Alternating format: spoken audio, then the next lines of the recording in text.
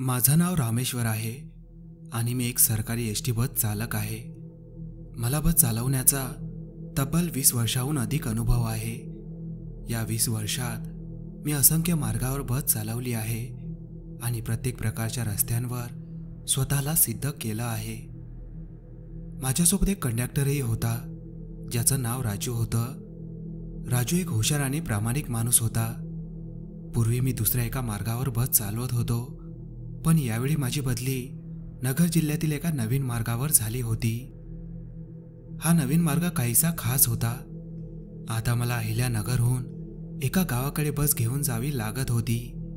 दिवसा त्या रस्त्यावर प्रवास करणं ठीक असतं, पण तरीही तो मार्ग काहीसा वेगळा वाटतो। मी दिवसा या मार्गावर बस चालवतो आणि दररोज 2 फेरी मारतो, कारण हा मार्ग काहीसा लांब आहे आणि कधीकधी परतीच्या प्रवासात संध्याकाळी होते। त्या गावाला पोहोचण्याच्या आधी 2 ते 3 छोटी गावं लागतात आणि तिथूनही अनेक प्रवासी माझ्या बसमध्ये चढतात। आता मला या नवीन मार्गावर बस चालवायला जवळपास 4-5 महिने झाले आहेत।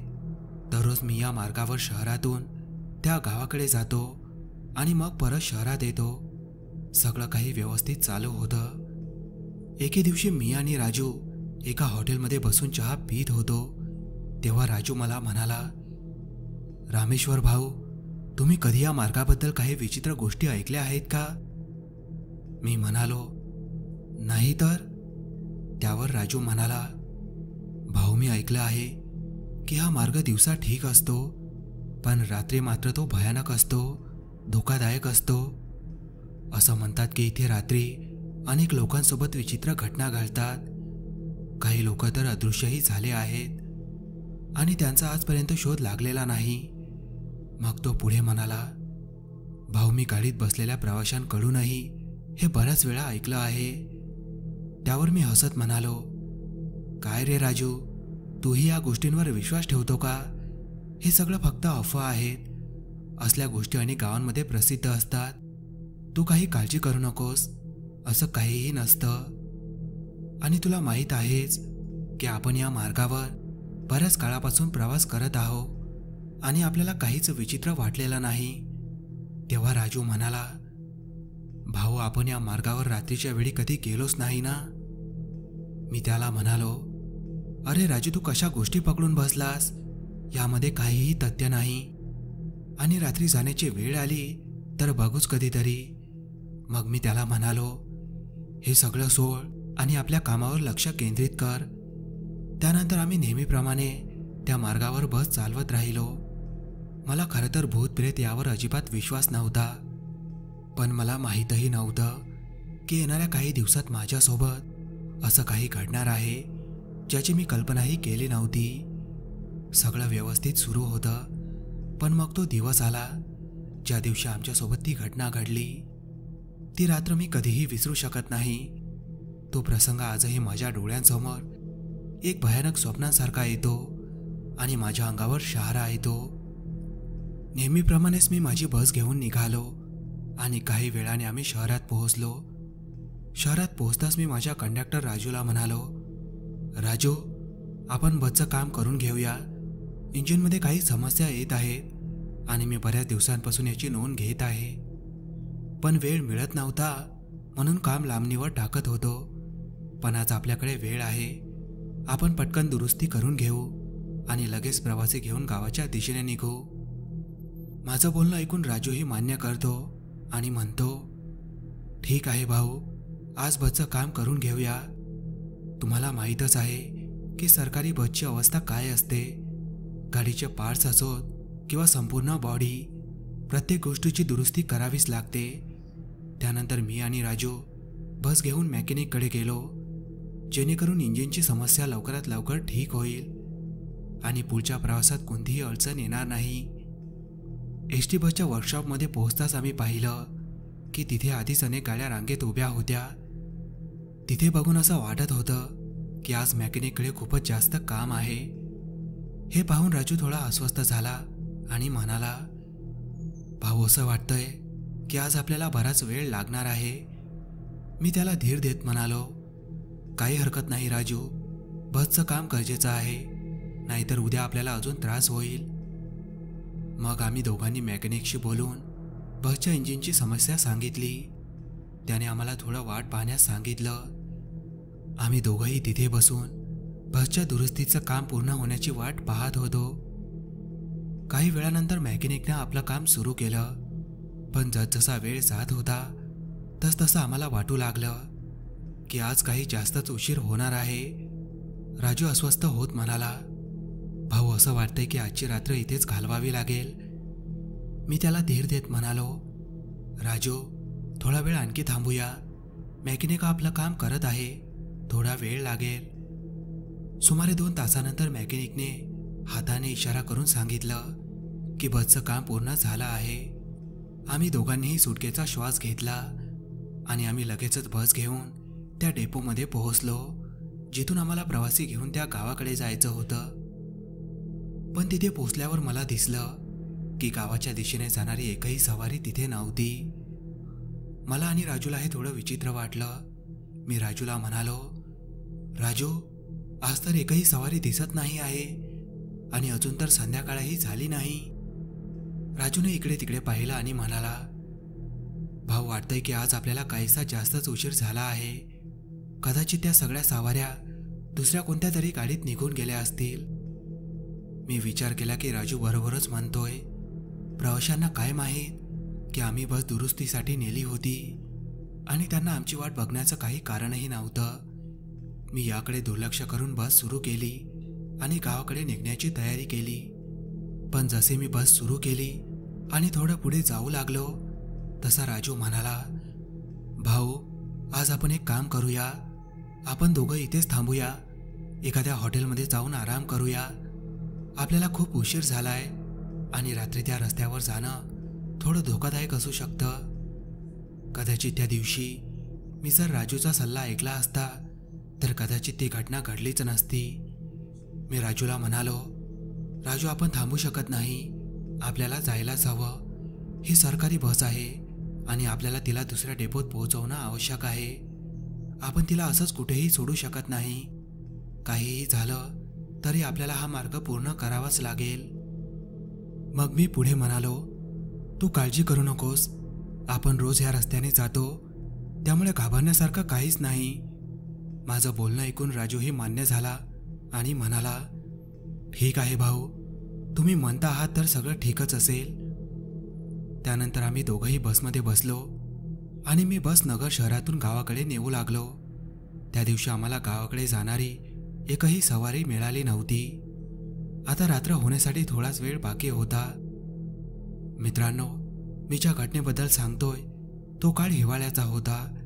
हे सुमारे जानेवारी महिन्यातील प्रकरण आहे आणि त्यावेळी थंडी खूपच होती. आता मी आणि माझा कंडक्टर आमच्या प्रवासासाठी निघालो.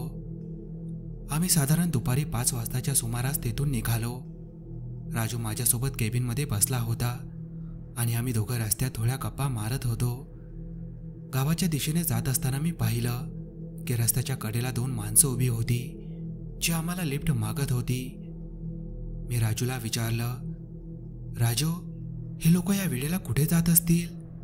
ते आपल्याला लिफ्ट मागत आहेत, काय म्हणतोस? आपण बस थांबून त्याला लिफ्ट द्यावी का? राजूने थोडा विचार केला आणि म्हणाला, भाऊ अजून रात्रही झालेली नाही, त्यामुळे काही हरकत नाही. त्यांना बसमध्ये बसूया, निदान आपण दोघं सोबतच आहोत. आता हे देखील आपल्या बरोबर असतील. त्याचं बोलणं ऐकून मी हसत म्हणालो, काय रे राजू, अजूनही रात्रीची भीती वाटतंय का? काही होणार नाही. पण त्याच वेळी राजू थोडा अस्वस्थ होत म्हणाला, भाऊ आज काहीतरी वेगळंच वाटतंय, असं काहीतरी जे मी कधीच अनुभवलेलं नाही. मी त्याला धीर देत म्हणालो, काही काळजी करू नकोस, काहीही होणार नाही, सगळं ठीक असेल, पाहशीलच तू. मग मी बस थांबवली आणि त्या दोघांना लिफ्ट दिली. ते दोघंही मागच्या सीटवर जाऊन बसले आणि आम्ही पुन्हा आमचा प्रवास सुरू केला. आता रात्र पूर्ण अंधारलेली होती आणि काळोख आणखीनच गडद होत चालला होता. बसच्या हेडलाईट्स फक्त रस्त्यावर प्रकाश टाकत होत्या, पण त्याशिवाय दूर दूरपर्यंत कुठेच काहीही प्रकाश नव्हता. चारही बाजूंनी घनदाट जंगल होतं जे आता अधिकच भयावह भासत होतं. आमची बस त्या निर्जन रस्त्यावर पुढे जात होती. रात्रीच्या गार वाऱ्यासोबत एक विचित्र शांतता वातावरणावर पसरत चालली होती. ना रस्त्यावर कोणतीही गाडी, ना कुणी पायी चालणारा आणि ना कुठल्या प्राण्याचा आवाज. सर्व काही जणू शांत झालं होतं.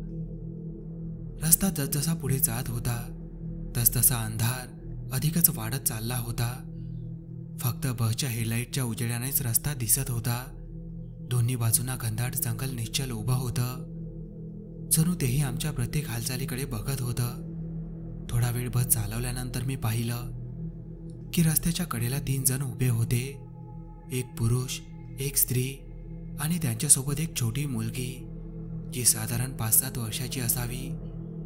ते तिघही आमच्याकडे हात दाखवत होते, जणू लिफ्ट मागत होते. त्यांची अवस्था पाहून वाटत होतं की त्यांना खरोखर मदतीची गरज आहे. मी बसची गती कमी केली आणि राजूला विचारलं, राजू, समोर हे लोक आपल्याला लिफ्ट मागत आहे, काय म्हणतोस? आपण त्यांना लिफ्ट द्यावी का?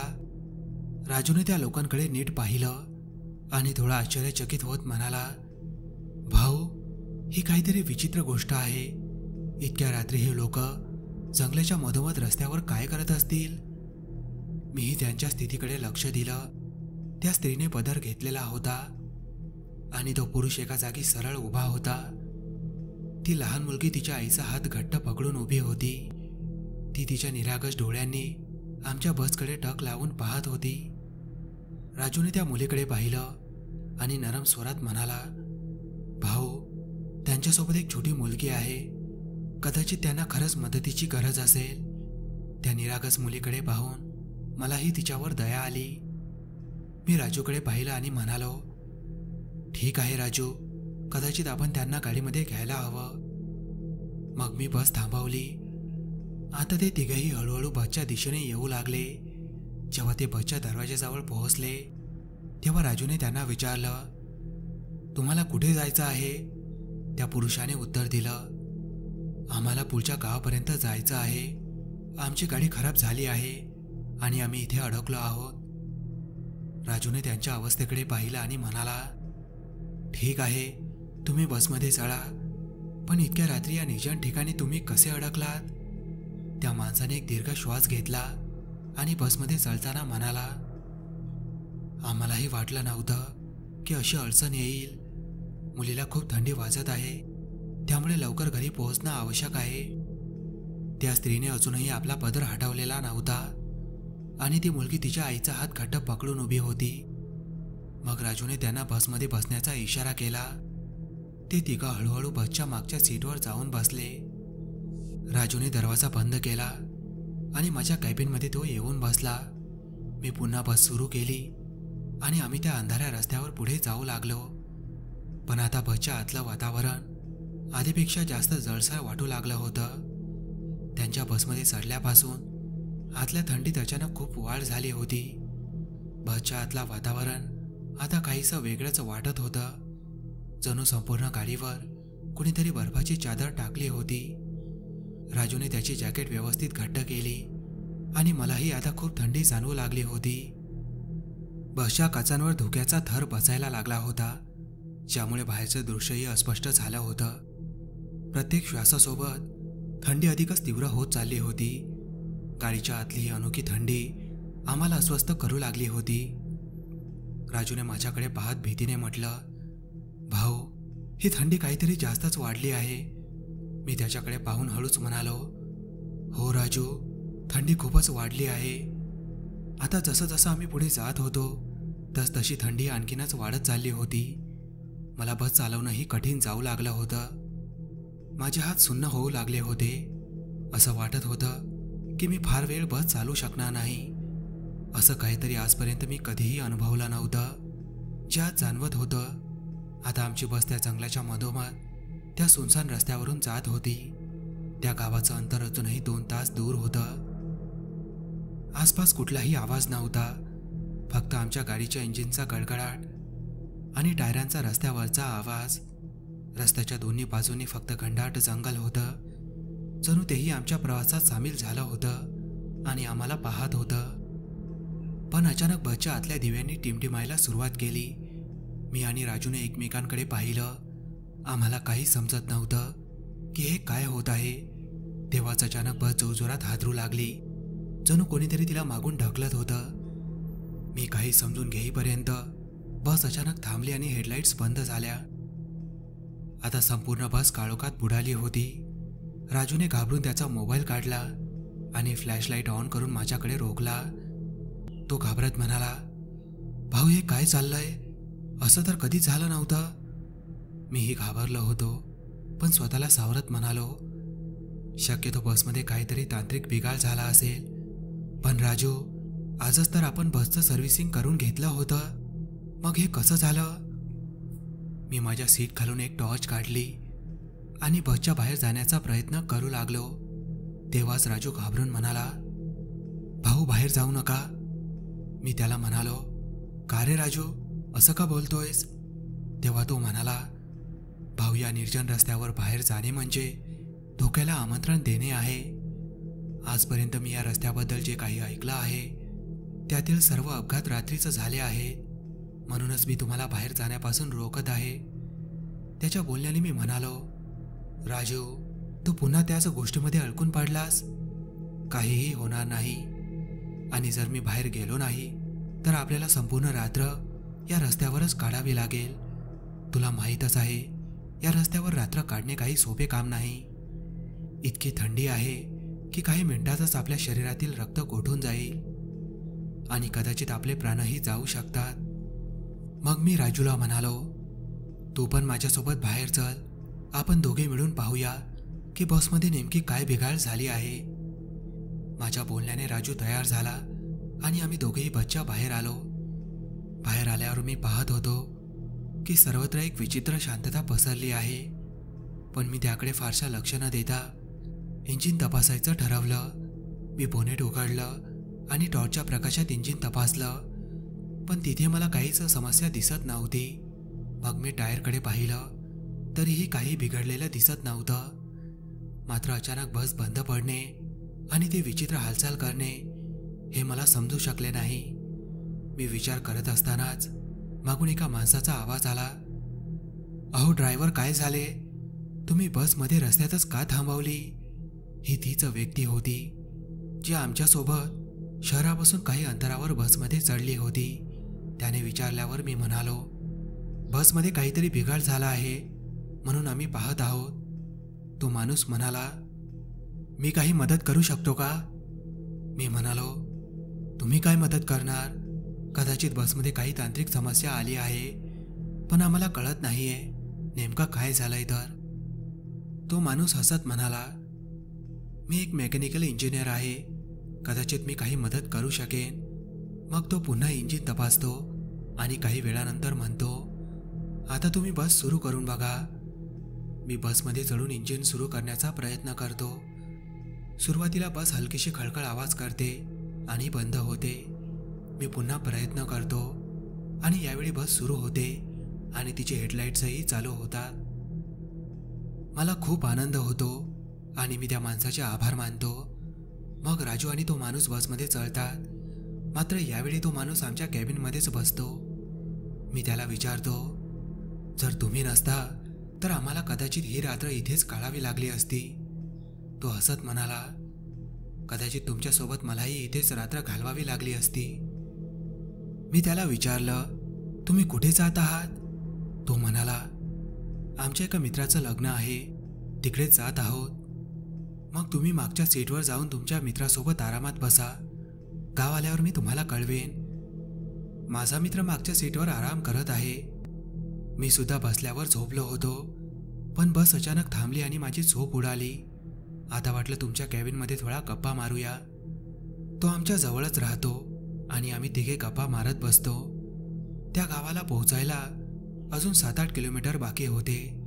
आम्हाला वाटत होतं की सगळं आता ठीक आहे, पण पुढे काय होणार याची आम्हाला कल्पनाही नव्हती. गप्पा सुरू असतानाच कंडक्टर राजू म्हणाला, भाऊ, मी मागच्या प्रवाशांचे तिकीट काढून घेतो. ते कुठपर्यंत जाणार आहेत तर. इथे तो त्या तिघांबद्दल बोलत होता ज्यांना आम्ही थोड्याच वेळापूर्वी लिफ्ट दिली होती. एक पुरुष, एक पदर घेतलेली स्त्री आणि एक छोटी मुलगी. राजू उठून मागच्या दिशेने जातो, पण जसे तो कॅबिनच्या बाहेर पाऊल टाकतो तसा जागच्या जागी थबकतो आणि भीतीने थरथर कापू लागतो. माझ्यासोबत बसलेल्या व्यक्तीला सुद्धा त्याच्या भीतीचे कारण समजले नाही. तोही राजूला विचारू लागतो, भाऊ तुम्हाला काय झालं? तुम्ही काही बोलत का नाही आहात? पण राजू काही बोलू शकत नव्हता, फक्त बसच्या मागच्या दिशेने बोट दाखवत होता. ते पाहून माझ्यासोबत बसलेला व्यक्ती मागच्या दिशेने जाण्याचा प्रयत्न करतो, पण जसजसा तो मागे जातो तसतसा त्याचा देखील तोच परिणाम होतो. तोही थरथर कापू लागतो आणि धावत येऊन माझ्या सीटला घट्ट पकडतो. त्याचे असे करताना पाहून मी त्याला विचारतो, अरे तुम्ही दोघांनी असं काय पाहिलं ज्यामुळे तुम्ही दोघेही इतके घाबरलात? पण मी कितीही विचारले तरी तो काहीच उत्तर देत नव्हता. त्या दोघांची अशी अवस्था पाहून मला थोडी भीती वाटू लागली. मी विचार करत होतो की अखेर अशा कोणत्या गोष्टी त्यांनी पाहिल्या आहेत ज्या पाहून त्यांची ही अवस्था झाली आहे. मी त्या दोघांना म्हणालो, तुम्ही माझ्या वारंवार विचारण्यानंतरही काही बोलत नाही. काही हरकत नाही. मी स्वतःच बसला साईडला लावून उभा होऊन पाहतो की मागे असं काय आहे जे पाहून तुम्ही एवढे घाबरलात. मी असे बोलताच राजू थोडी हिंमत करून मला म्हणाला, भाऊ अशी चूक चुकूनही करू नका. जर तुम्ही बस थांबवली तर कदाचित आपल्याला या क्षणातच आपला जीव गमवावा लागेल. कदाचित बस सुरू असल्यानेही आपण वाचू शकणार नाही, पण निदान काही मिनिटांसाठी तरी आपले प्राण टिकतील. मी राजूला विचारले, शेवटी सांगशील का झाले तरी काय आहे? तेव्हा राजू घाबरलेल्या आवाजात म्हणाला, भाऊ मागच्या त्या 3 प्रवाशांना पाहिलं का? ते माणसं नाही. त्याच्या या वाक्याने मी आश्चर्यचकित झालो आणि त्याला म्हणालो, तू वेडावलास का? जर ते माणसे नाहीत तर मग कोण आहेत? माझ्या या प्रश्नावर माझ्या सीटला घट्ट पकडून बसलेला तो माणूस जो आमच्या सोबत कॅबिनमध्ये होता तो भीतीने थरथरत म्हणाला, ड्रायव्हर तुमचा कंडक्टर बरोबर बोलतोय. ते तिघे माणसे नाहीत, ते काहीतरी भूतप्रेत आहेत. त्याच्या या शब्दांनी मलाही आता प्रचंड भीती वाटू लागली. माझे हृदय जोरजोरात धडधडू लागले. मग माझा कंडक्टर राजू घाबरलेल्या स्वरात म्हणाला, भाऊ जेव्हा मी मागे प्रवाशांचे तिकीट काढण्यासाठी निघालो तेव्हा मी पाहिलं त्या तिघांचा संपूर्ण अवतार बदललेला होता. ते इतके भयानक दिसत होते की त्यांना पाहून माझाही आत्मा थरारला. मी थरथर कापू लागलो. तो पुढे म्हणाला, जो माणूस आधी सामान्य वाटत होता तो आता एका भुताटकी आकृतीत बदलला होता. त्याचे संपूर्ण शरीर काळेकुट्ट झाले होते, जणू तो एखाद्या आगीतून जळून बाहेर पडला होता. त्याच्या डोळ्यांमध्ये पांढऱ्या रंगाची विचित्र चमक होती, जणू त्याच्या शरीरात कुठली तरी अनामिक आत्मा शिरली होती. आणि ती स्त्री जी पदर घालून आपल्या बसमध्ये चढली होती तिने आता आपला पदर बाजूला घेतला होता. तिचे लांबट विस्कटलेले केस वाऱ्यात उडत होते आणि संपूर्ण वातावरण अधिक भयानक बनवत होते. ती त्या पुरुषापेक्षाही जास्त भयंकर दिसत होती. भाऊ तिच्या डोळ्यांच्या जागी फक्त काळे रिकामे खड्डे होते. तिचा संपूर्ण चेहरा विद्रूप दिसत होता. हेच नव्हे भाऊ, ती छोटी गोळ वाटणारी मुलगी तीही आता एका छोट्या प्रेतासारखी दिसत होती. ते तिघे मिळून एका माणसाला जिवंत फाडून खात होते. भाऊ हा तोच माणूस आहे जो या प्रवाशासोबत आपल्या बसमध्ये चढला होता. ती छोटी मुलगी जी आधी निरागस वाटत होती आणि आता एका छोट्या भूतासारखी दिसत होती. तिने त्या माणसाचा गळा फाडला आणि त्याचे रक्त पिऊ लागली. भाऊ एवढा भयानक देखावा पाहून कुणाचीही आत्मा हादरेल. मी स्वतःला सावरू शकत नव्हतो. घाबरून थरथरत होतो आणि एक गोष्ट निश्चित होती, आज आपण मरणार. जर तुम्ही बस थांबवली तर त्या तिघांना समजेल की आपल्याला त्यांची खरी ओळख कळली आहे. मग ते आपल्यालाही तिथल्या तिथे मारून खातील. राजूच्या या शब्दांनी माझी अवस्था आणखी वाईट झाली. माझ्या हृदयाची धडधड प्रचंड वाढली आणि मी भीतीने थरथर कापू लागलो. एवढ्या थंडीतही माझ्या कपाळावर घाम फुटला होता. आता प्रश्न असा होता, आपण वाचायचं तरी कसं? तेव्हाच आमच्यासोबत बसलेला माणूस अचानक फुटफुटून रडू लागला. राजूने त्याला विचारलं, तुम्हाला अचानक काय झालं? तो माणूस म्हणाला, ज्याला त्या तिघांनी ठार मारलं तो माझा जवळचा मित्र होता आणि मी त्याला वाचूही शकलो नाही. आता लवकरच आपली बारी आहे. त्याचे हे शब्द ऐकून मी त्याला धीर देत म्हणालो, आता रडायची वेळ नाही. आपण जगण्यासाठी काहीतरी करायलाच हवं. ते प्रेत सध्या त्या माणसाला खाण्यात व्यस्त आहे, म्हणून आपल्याला जे काही करायचं आहे ते आत्ताच करावं लागेल. मी विचार करू लागलो, शेवटी काय करता येईल. पण प्रचंड भीतीमुळे आमचा मेंदू काम करेनासा झाला होता. तेव्हाच अचानक बसच्या मागून एक जोरदार किंकाळी ऐकू आली. ती किंकाळी ऐकून आम्ही आणखी घाबरलो, पण आम्ही ठरवलं की त्याकडे दुर्लक्ष करायचं. आम्हाला ठाऊक होतं की हा त्या प्रेतांचा सापळा असू शकतो. ते आपल्याला मागे बोलावून सहज ठार मारू शकतात. त्यामुळे आम्ही मागे वळून पाहिलं नाही. आता बसमध्ये थांबणं अधिक धोकादायक होतं. असं वाटत होतं जणू आम्ही आमच्याच मृत्यूची वाट पाहत होतो. काही वेळानंतर आम्हाला एका लहान मुलीच्या रडण्याचा आवाज आला. तो आवाजही बसच्या मागील बाजूनेच येत होता. त्या आवाजाने बसमधील भीतीचं वातावरण अजून गडद झालं. आता आम्ही तिघेही कॅबिनमध्ये थरथरत बसलो होतो. माझा कंडक्टर राजू आणि तो माणूस एकमेकांना घट्ट पकडून माझ्या ड्रायव्हिंग सीटजवळ बसले होते. माझी अवस्था तर इतकी वाईट झाली होती की मला वाटत होतं जणू मला आता हार्ट अटॅक येईल. आता आम्ही सगळे देवाकडे प्रार्थना करत होतो, हे देवा, आमचा जीव वाचवा, आम्हाला या संकटातून बाहेर काढा, काहीही करा, पण आमचं रक्षण करा. हे म्हणत मी बस चालवणं सुरूच ठेवलं. थोड्याच वेळात मला रस्त्याच्या कडेला काहीतरी जळत असल्याचं दिसलं. दुरून जणू ते आगीसारखं भासत होतं. माझ्या मनात विचार आला, कदाचित ही आपली शेवटची आशा असू शकते.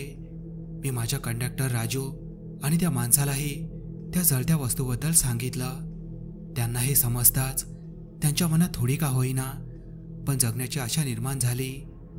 आता मला बस शक्य तितक्या लवकर त्या ठिकाणी पोहोचवायची होती, जेणेकरून आपल्याला कुठली तरी मदत मिळू शकेल. मी बस त्या दिशेने वेगाने चालू लागलो, पण मनात अजूनही भीती होती. हा कुठला तरी भास किंवा सापळा तर नाही ना? जसजसं आम्ही त्या आगीच्या दिशेने जाऊ लागलो तसं अचानक बसच्या मागून कोणीतरी चालत असल्याचा आवाज येऊ लागला. आता असं वाटत होतं की ते तिघे प्रेत आमच्या केबिनकडे येत होते. त्यांच्या पावलांचा आवाज जसजसा जवळ येऊ लागला तसतसं आमच्या हृदयाचे ठोके वाढत चालले होते. असं वाटत होतं की हृदय छातीच्या बाहेरच येईल. पण मी हिंमत गोळा करत दोघांना म्हणालो, आपण आता आगीजवळ पोहोचणार आहोत. तुम्ही दोघांनीही हिंमत ठेवली पाहिजे. जर तुम्हाला जिवंत राहायचं असेल तर न घाबरता माझ्या सांगण्याप्रमाणे करायचं. मी दोघांकडे पाहत पुढे म्हणालो, सावधपणे माझं ऐका. मी बसची खिडकी उघडून ठेवतो.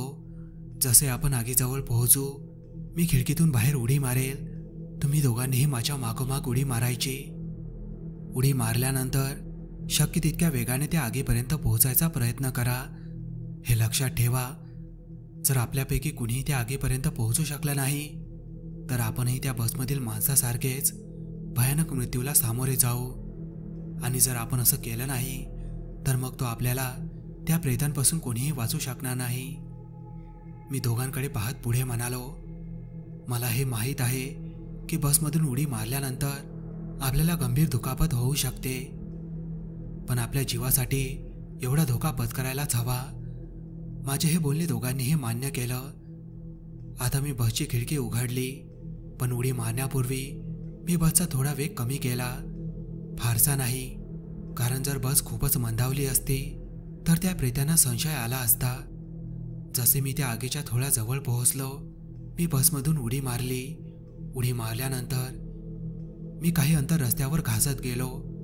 त्यामुळे माझ्या हाताला आणि कोपऱ्याला जखम झाली, पण मी वेदना सहन करत ताबडतोब त्या आगीच्या दिशेने धावू लागलो. माझ्या मागोमाग माझा कंडक्टर राजू आणि तो माणूसही बसमधून उडी मारतात. त्यांनाही थोडाफार जखमा झाल्या, पण मी जोरात ओरडलो, लवकर उठा, स्वतःला सारून माझ्या दिशेने धावा. हे ऐकताच ते दोघेही माझ्या दिशेने धावू लागले. आता आम्ही तिघेही रस्त्याच्या कडेला असलेल्या त्या आगीजवळ पोहोचलो. आमच्या उड्या मारल्यानंतर काही क्षणातच आमची बस रस्त्याच्या समोर असलेल्या एका मोठ्या झाडावर धडकली. बस धडकताच तिच्यातून अत्यंत भीषण किंकाळ्या ऐकू आल्या. त्या किंकाळ्या एवढ्या भयानक होत्या की त्या ऐकून कोणाचंही काळीच थरथरेल. आता आम्ही त्या आगीच्या अगदी जवळ गेलो. तिथे पोहोचल्यानंतर आम्हाला एक माणूस दिसला. त्याच्या वेशभूषेवरून तो एक अघोरी साधू वाटत होता. तो आगीच्या समोर बसून मंत्र उच्चारत होता. अंधार असूनही त्याचा चेहरा विलक्षण तेजस्वी भासत होता. मी धीर एकवटत त्या अघोरी बाबांकडे गेलो आणि त्यांना म्हणालो, बाबा, कृपा करून आम्हाला वाचवा.